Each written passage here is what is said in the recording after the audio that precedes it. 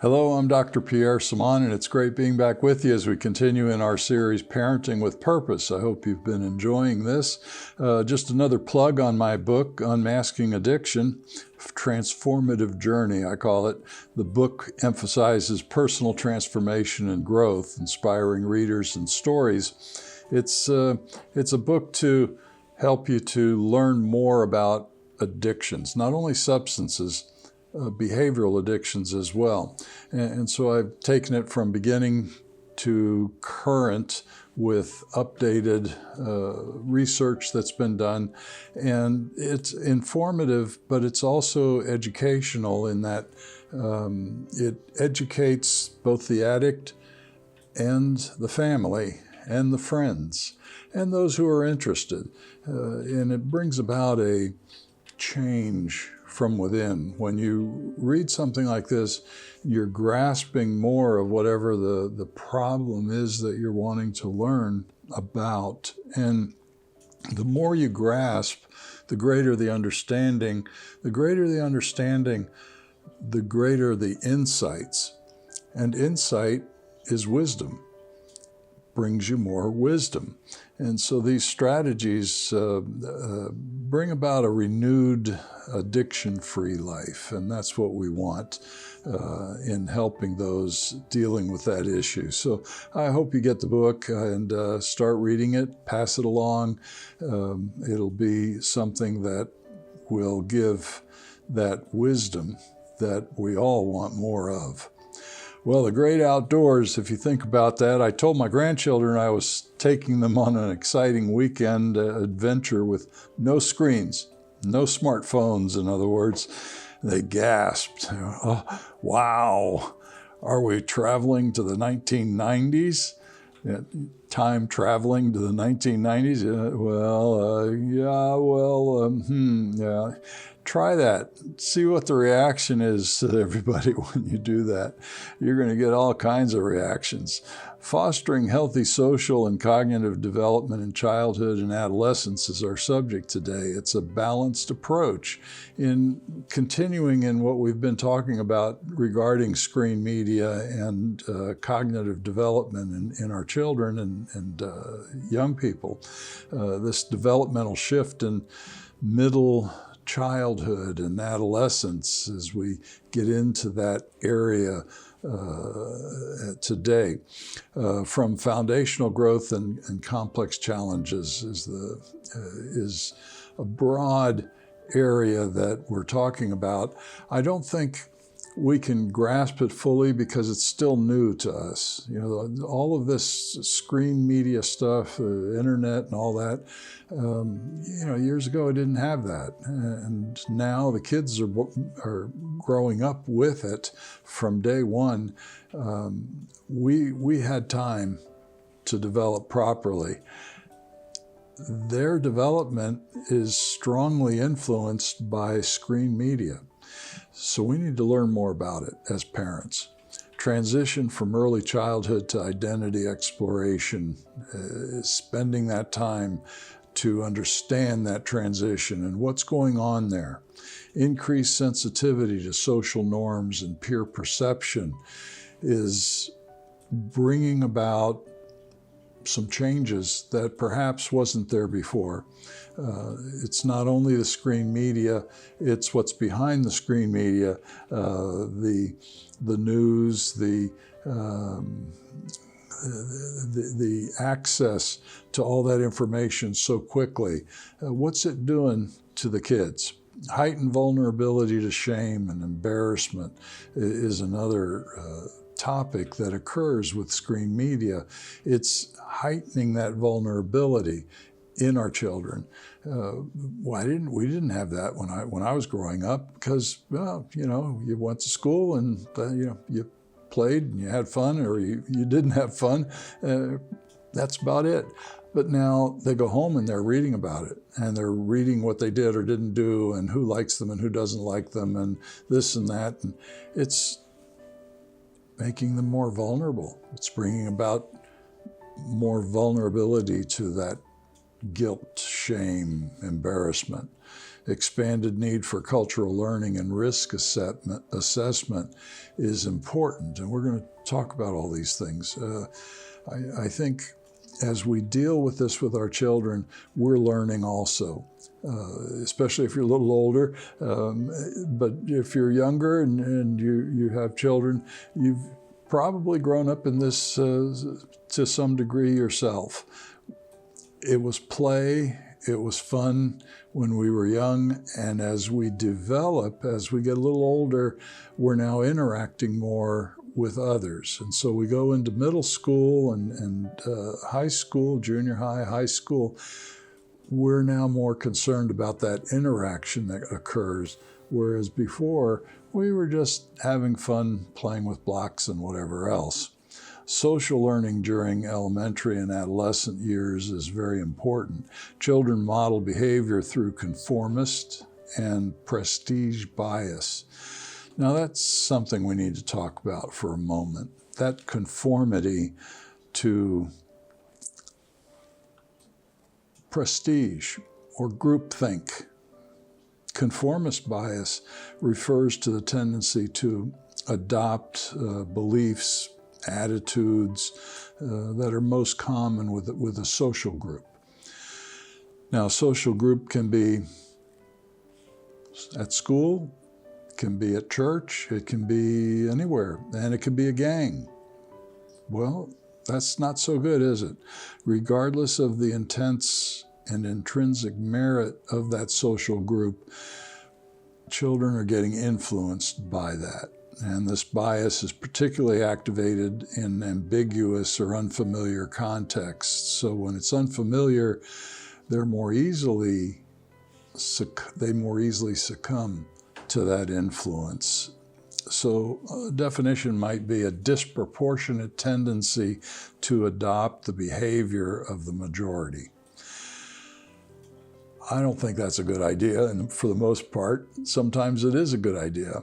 You know, when I was in the military, it was a good idea to adopt the behavior of the group, and everyone marches along, and everyone does what they're told. And if we do it together, we're a team, and as a team, we're stronger and better, and all that. Well, that's a good thing. But what happens when it's not so good? What happens if the group isn't so healthy? Doesn't influence in a positive way. Conformist bias serves as a shortcut for learning. So it's a quick way of learning or adapting or getting along. Reduces cognitive load. It reduces the thinking. I don't have to think so much. Just go along with the group. Yeah, okay, let's throw the rocks. Okay, let's throw the rocks. I did that when I was a kid. I look back and I think, oh, what did I do? No, don't do that. I recall once we were, my friend and I in the neighborhood, we were young, but we found these nails. And there was this neighbor that we didn't like, and he was mowing his lawn. So we're throwing the nails on his lawn as he's mowing. Yeah, that was terrible. I look back on it, oh my gosh, what did I do? We're young. We're stupid when we're young. And that's why we need parents. That's why we need guidance.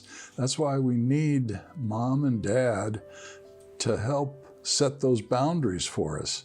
Because otherwise we're going to do those stupid things, and sometimes those stupid things can cause serious damage to others or to ourselves as well. It perpetuates maladaptive traditions and collective errors, particularly when the majority is misinformed or morally compromised. That's what happens with conformist bias. Prestige bias, well, on the other hand, it's a tendency to imitate individuals. Those individuals that we might perceive as successful or respected or high status. Under that assumption, well, okay, they are wealthy or they are looked upon as being smart or this or that. Well, I want to be that.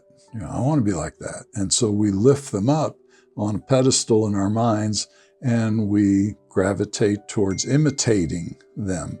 And if we're imitating, then are we doing the right thing? Because they may not be so healthy of a person that we are imitating. And yet they might be very healthy. And so in some circumstances, that's a good thing. Yet prestige or conformist bias and prestige bias, we're influenced by that greatly. And how are we going to know whether it's right or wrong? Parents. It's up to the parent to teach us, set those boundaries, help us to learn what is right, what is wrong, what is morally responsible, what is immoral, what is healthy, what's unhealthy. Parents, the job of a mom and a dad is teach these children these things. And yet, if mom and dad are preoccupied playing games or with other things, and they're not paying attention to their kids, where's the boundaries? Where's the rules? Where's the teaching that needs to be there? You may have a group, you may be in a group where the teaching isn't so healthy either, and you're just passing along that unhealthy teaching. But what happens is there's going to be trouble later, and there always is. And we don't want that. And you don't want that as well. So a tendency to learn from and defer to individuals who have prestige based on freely conferred deference from others. That's prestige bias. I think the majority is conforming. So when you look for the majority, you go along with the majority, you're conforming. When you're looking for high status, you're addressing that prestige bias. And majority rules, when you're forming a conformist bias, the norm is stability as far as you're concerned when you're in a conformist bias. The groupthink. Look at these riots. Look at these things that go on and we watch on the news and everything, especially when there is no parent. So we might say leader. The leader represents a parent, an authority figure that is not setting boundaries. What happens? Groupthink occurs. Conformist bias occurs. And you see this group out there doing something. There's no parent setting the boundary. Therefore, let's just join in. That's groupthink. And so it gets worse. It gets out of control.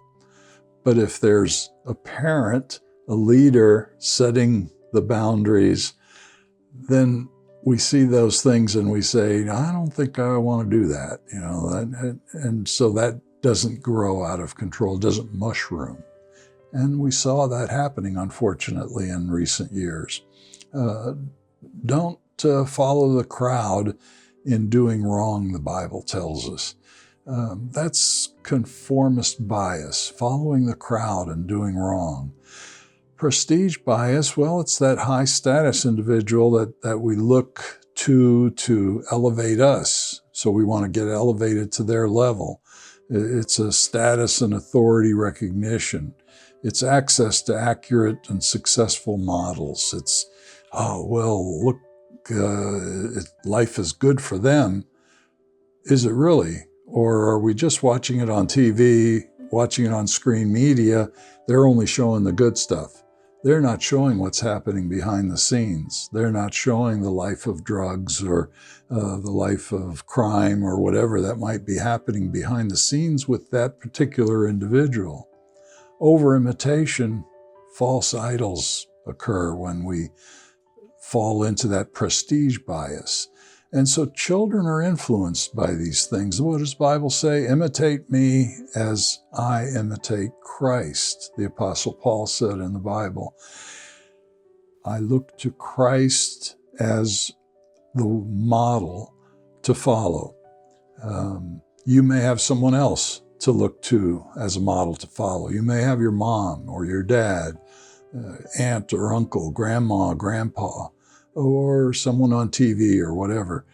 Well, are they giving good modeling? Is their modeling such that it's going to turn out well? Did it turn out well in the way they live and the things they do? We have to look at those things, but when we're young, we can't figure that out yet because our brains aren't grown. We need mom and dad set the boundaries to help us figure that out. So real life examples for conformist bias, well, teenagers may begin smoking or vaping because of personal preferences, but not because of personal preferences, but because others are doing it. Everyone else is doing it. I hear that over and over again from teenagers. Well, everyone else is doing it. Well, it's okay. Mom's doing it or dad's doing it. Well, they're eating gummies or they're vaping. Nothing wrong with it. Well, that's conformist bias. It mirrors what they're seeing, they're repeating. Is it so good? An influencer-driven social media environments causes a lot of that to mushroom out of control. People mimic behaviors and products promoted by celebrities and online personalities, often without critical assessment of those individuals' expertise or integrity. In other words, you see what you see, you assume everyone else is doing it, so why not me? Conformist bias is don't follow the crowd in doing wrong, the Bible tells us. If I follow the crowd, they might be doing right, but how do I know? So I got to investigate. How do I investigate? I ask. And if, as a child, as a youth, as a teenager, who do I ask? Well, I ask my friends. If my friends aren't healthy, what are they going to tell me? I need mom and dad. I need those authority figures to set those boundaries for me. So as we deal into these areas of prestige bias and conformist bias, we need to realize as parents, the buck stops here. It's up to us to teach our children those things. Peer admiration influences choices, behavior, and values. Need for guided exposure to positive influences is very important. Proverbs 13:20 says, "Walk with the wise and become wise." Well, if you're walking with the unwise, although you may not know they're unwise, and how do you know? Well, mom and dad are supposed to help you to know. And if mom and dad aren't there, if maybe it's just mom or just dad, or maybe it's neither one, maybe it's aunt or uncle or grandma or grandpa, they need to be there to help in that guidance. And if they're not all that great because maybe one of them is an addict, the other one has to work all the time, there's nobody at home, well, what do you do then as a parent? If you're the responsible parent, well, get them to church. Get them to join the church group, the children's church, the adolescent group. Get them to join other groups where the guidance is there, the boundaries are there, the wisdom is being passed along, the modeling is there. So it might be Boy Scouts, Girl Scouts, other groups belonging to denominations or whatever. Anything that will help set those boundaries for them that are healthy is going to help them when they go to school, when they get out there, or especially when they go to college. That if they don't have that before then, it's going to be a lot of difficulties for them. And for you, because they may be back in the house in the basement for the rest of their lives. Directing natural tendencies toward growth is very important. Introduce children to faith-based mentors, community leaders. Facilitate peer interactions in structured environments. Nurture moral compass through spiritual and ethical modeling. You know, I am recognizing more and more over the years the importance of our focus on God. Now, as a Christian, that's my focus. Now, you might not be a Christian, it might be something else, but focus on something that's good and work towards that elevation of whatever that is that's good. Don't focus on something that's short term, that's how has it turned out for them. Most cases you're going to see it didn't turn out very well for them. Focus on what's positive, what's constructive, what's healthy. And if you're doing that, well, you're going to have a better chance in life and you're going to raise your kids in a better way. Now, as a Christian, I focus on God, and our children focus on God as we taught them to in their childhood. And in doing so, it's turned out pretty well, and it'll keep turning out well. Bad things happen, but we get through them a whole lot faster. We come out wiser, stronger, better. And we fall into traps less and less because we're learning, because we're focusing on something that's good, that's teaching us in a healthy direction. Real world play fosters that. So just getting them out there to play, to have a good time. It fosters their good thinking. It expands their neural pathways in healthy directions, in the directions they're supposed to expand. Emotional growth is normal, it's healthy. Social growth is healthy. It's helping them all around, getting them outside, playing games, building, doing things together. Kids whose parents encourage that and who participate with them as well turn out a whole lot better in the studies than those who are more isolated, who stay home, who are on the screen all the time. They're not developing normally. Their brain is not at its full potential by the time they're in adolescence and young adulthood. Overexposure to screens is linked to isolation, anxiety, and social maladjustment. Now there's been enough time that these studies are starting to come out, and it's making it more and more evident that that's true. Let children roam, let them create, let them go out and have a good time. And yeah, they're going to fall, they're going to have bruises, they're going to do this, they're going to do that. That's part of growing, it's part of learning. Doing those things enhances executive function and emotional regulation.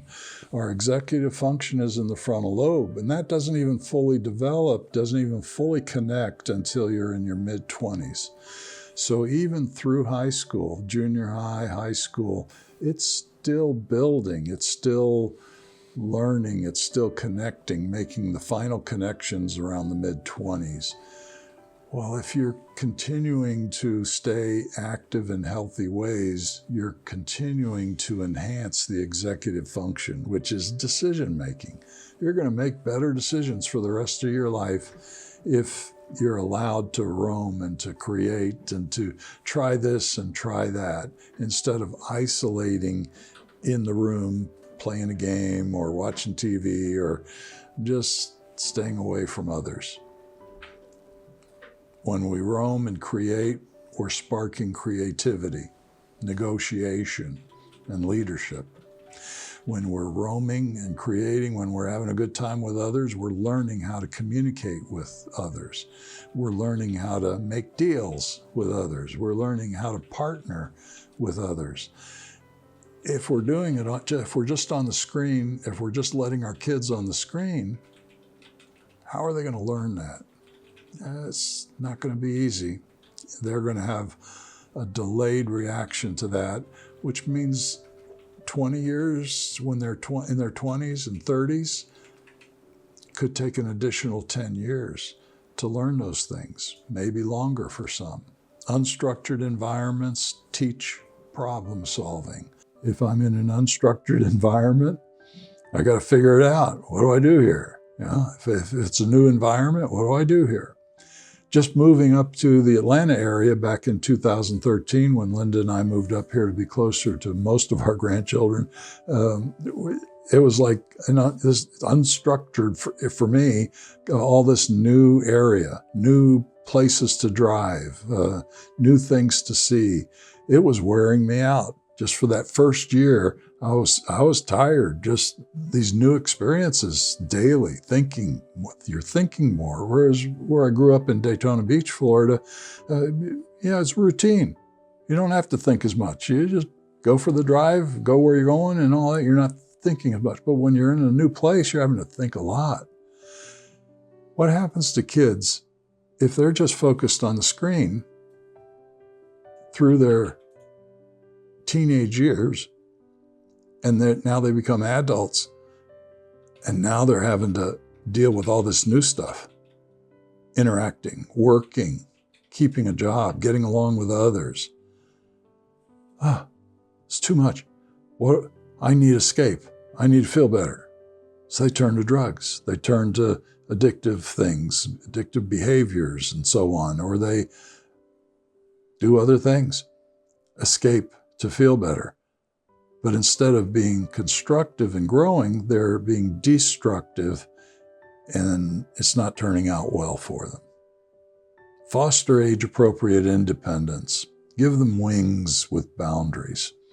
Now that's scary nowadays when we hear about sex trafficking, we hear these certain people that are kidnapping our kids and all that and doing all kinds of bad stuff. We want to be more protective. We want to watch over them more. So now that puts more of a burden on our shoulders to figure out how do we keep a balance there so we can still help our children to grow, to be independent when the time is right for them to be independent. Walking to school in groups can be helpful. I have parents that will follow them at a distance, or they might, they either walking or they're in the car. Or, others have checkpoints along the way. Whatever works, whatever you feel comfortable with, try to encourage the independence as best you can. It promotes self-efficacy and resilience. It promotes an ability to make decisions for themselves. It gives them a sense of resilience that when something goes wrong, they feel confident, they can get through it, they can problem solve it. Proverbs 22 verse 6 says, of course, that's the one we always quote, train up a child in the way they should go. Yeah, if you do that, it does help. And yet as parents, we have to do it wisely, because if we're training them up with too much control, if we are over-controlling, or if we're mean, if we're doing it in a bossy, unkind way, unloving way, that's not good either. That's just going to push them away. We have to find that balance.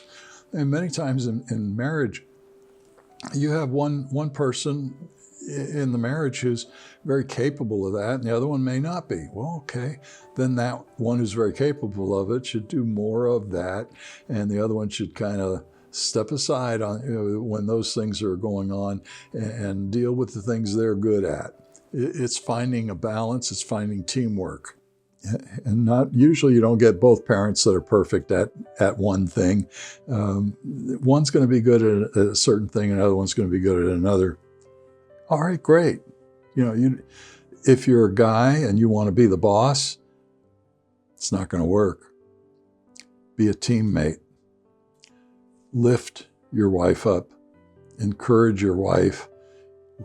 Take advantage of the fact that she's more relational than you are in most cases. So let her take care of those relational things, perhaps where you might have some trouble with. And you take care of those things that you're better at that she might have some trouble with, and vice versa. Promote device-free social interaction as best you can. Unplug to reconnect. That's a nice term. Unplug. So let's get off the screens as much as we can and reconnect with our kids. Plan screen-free sleepovers and family events. Encourage emotional bonding through presence and play. Do things together, in other words. Play games together, whatever games you might like or they might like. Do things, crafts, find crafts to do. It was interesting, my parents, when I was growing up and my dad was older, he retired and he didn't take retirement very well at all, and he had to start another business. But in that time in between, we did crafts, and my mom realized she was an artist. She never knew she was an artist, and she did all sorts of things. They got into the ceramic business. We would go to workshops, and they would have me participate, and I learned pottery, and for years I was a potter. I made pottery. I won awards for my pottery, and I enjoyed it. But then as I got older, there were other things that were more important for me, and so that kind of dropped off to the side. But we were doing things together, and you never forget those things. Do things together with your kids. And it may be something you like, and they might learn to like it too, but sometimes you got to balance it. Okay, maybe they do some things that you like, but you do things that they like, and find that balance. Create meaningful traditions beyond the screens.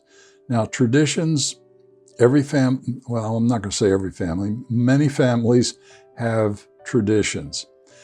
One of the traditions we had was go to the springs.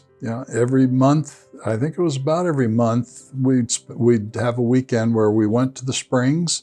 Now, we might go to the beach, we might go to a park, but every month there was a weekend where we went somewhere and did something. We'd go fishing. We'd go fishing, rent a cabin, rent a boat, one of those little motor boats back then, go fishing. And there was an activity, a tradition of getting out and doing something together. Find that, something that you'll all like to do. Design screen-free weekend activities. Replace screen time with adventure. Anything new, I always think of it as an adventure. Nature hikes, community events, sports, service projects. So many volunteer projects that you can do together. Your church, I'm sure your church has a volunteer project for you almost every week that you can join in on. It builds shared memories and deepens family relationships. It opens children to healthy alternative forms of fun. Create structured daily routines at home. And this is very important. And I think some families that I've worked with in the past, they've made charts and all that. They might have something on the refrigerator or whatever, and there's a structure here of things to do. It balances the day and builds a balanced life, you might say. It keeps a routine going. And as kids, they need reminders, constant reminders. And as parents, we don't want to have to constantly remind them. So make a chart. Here's what we do. Here's an example of a daily routine chart. Wake up, brush your teeth, get dressed, eat breakfast, go to school. It doesn't have to be detailed. It can be broad as those things. Do your homework, play outside, take a bath, brush your teeth again before bed. What does that do? Well, the child looks at that and they know what to do next. They know what they're supposed to be doing. You don't have to tell them. And sometimes you can just say, oh, did you do your chart? Now you don't have to think of what they're supposed to do because you're busy doing something else. And a lot of times parents just kind of get grumpy when they have to think, okay, now I got to think for you and I'm trying to think for me.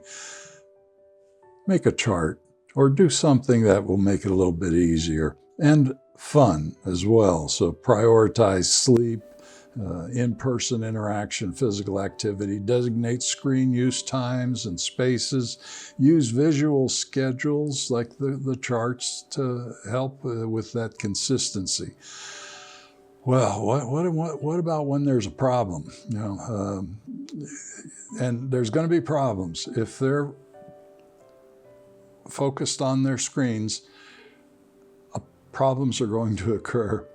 And so how are you going to recognize those problems? What are the red flags? Skipping meals is a red flag. Not sleeping is a red flag. Activities that are constantly in use on the screen, that's a red flag. It shouldn't be constantly that way. It should be in more of a balance with everything else. Obsession with social media is a red flag. Lying about or hiding screen activity. That right away when they're doing that, that's a red flag. Emotional dysregulation when devices are removed. Good example of that, and I believe I posted that in my Facebook page yesterday. In Texas, they arrested 3 sisters because they tried to kill their mother. They ran after their mother with a knife, chased her out of the house. And why do you think they did that? Because she turned off the Wi-Fi.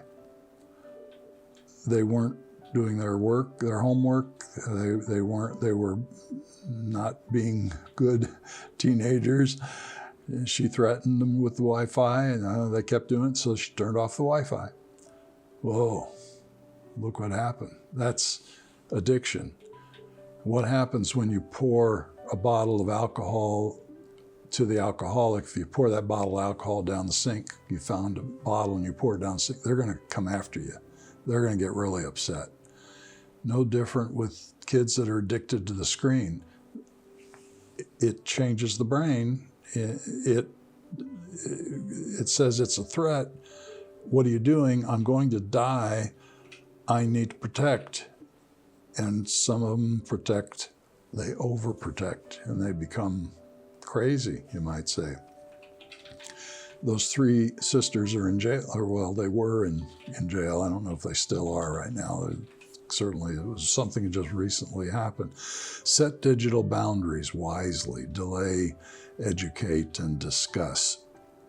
Delay social media use until at least 16. Now, I know that's impossible. That's what's recommended. So try to delay it as best you can. Set parameters. We've talked about this in the last program. Set a time schedule if at all possible. The sooner you do these things, the easier it is. If you wait till they're 10, 11, 12 years old, it's already too late. It's going to be more difficult to say, no, you can't do that. So you got to start early. Teach online discernment and responsibility. Encourage open dialogue without shame. Philippians chapter 4, verse 8 tells us, finally, believers, whatever is true, whatever is honorable and worthy of respect, whatever is right and confirmed by God's word, whatever is pure and wholesome, whatever is lovely and brings peace, whatever is admirable and of good repute or good reputation. If there's any excellence, if there's anything worthy of praise, think continually on these things. Center your mind on them and implant them in your heart. If they're doing that constantly on the screen, if they're constantly centering their minds, they're going to be stuck in a direction where they're not open to all these other things that are good, that are out there. This perfectly fits with quantum theory. and quantum entanglement. In a recent blog, a series I'm on the Amalekite archetypes. And in part 3, I talk about quantum entanglement, that negative energy that comes in. We want good energy, and read the blog to get more details on it, because we don't have time to talk about it now. But if we're drawing that good energy from God, as we think on these good things, we're building our mind. Thinking on good things builds the mind. Whether you believe in God or not, but if you're just thinking on those good things, what's it going to do? It's going to build the structure of the mind, increase those healthy pathways.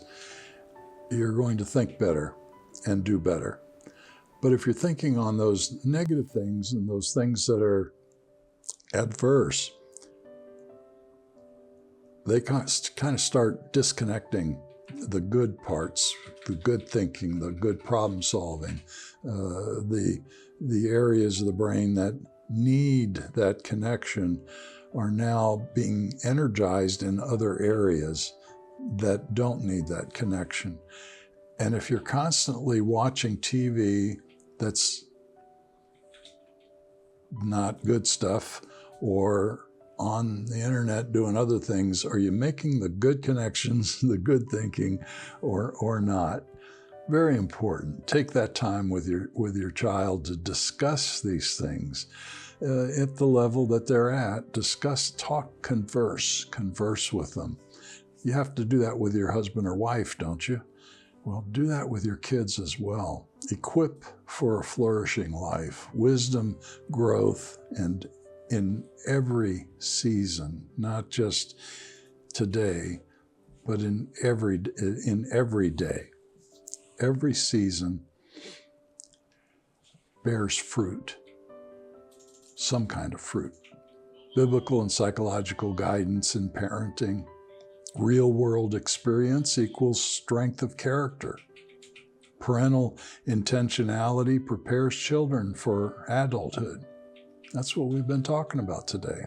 Proverbs 4:7 says, wisdom is the principal thing. We want more wisdom. To get it, you need more knowledge. With the knowledge comes more understanding. With the understanding comes more insight, which is wisdom. Final thoughts for encouragement today? Well, just do the best you can. And if you need a little help, don't be afraid to ask. Digital tools are good. They work too. But don't let digital tools steer your children's life. You're supposed to steer their life. Invest in what builds eternal and relational value. Your intentional choices matter day by day. Well, next time we're going to talk about transition to high school, a pathway to increased freedom and responsibility. If you got something out of this today, please give us a like. It keeps me motivated, helps me to see. I know most of the time I'm watching stuff and I forget to like, and I go, oh, I should have liked that. It was okay, it was interesting. I think they say something like only 2 or 3% will actually remember to do that. But if you remember, give us a like. We appreciate it. May your troubles be minor, blessings more, and happiness come through your door. God bless. Bye.